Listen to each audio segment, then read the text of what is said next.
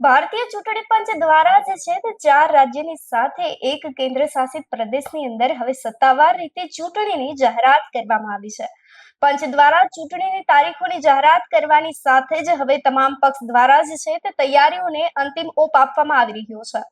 આસામ, પશ્ચિમ બંગાળ, કેરલા સહિતના રાજ્યની સાથે સાથે જે છે તે કેન્દ્ર શાસિત પ્રદેશ પોંડિચેરીની અંદર પણ જે છે તે હવે ચૂંટણીની તારીખની જાહેરાત કરવામાં આવી રહી છે, જેને લઈ હવે તૈયારીઓને અંતિમ ઓપ આપવાની શરૂઆત કરી દેવામાં આવી છે. તો ખાસ કરીને 4 મેના રોજ જે છે તે પશ્ચિમ બંગાળ, તમિલનાડુમાં 10 મેના રોજ, આસામની અંદર 20 મેના રોજ, આ સાથે જ હવે કેરળમાં 23 મેના રોજ જે છે તે સત્તાવાર રીતે તારીખની જાહેરાત કરવામાં આવી ગઈ છે કે આ તારીખોની અંદર જે છે તે હવે આ રાજ્યની અંદર ચૂંટણીનું આયોજન થવા જઈ રહ્યું છે.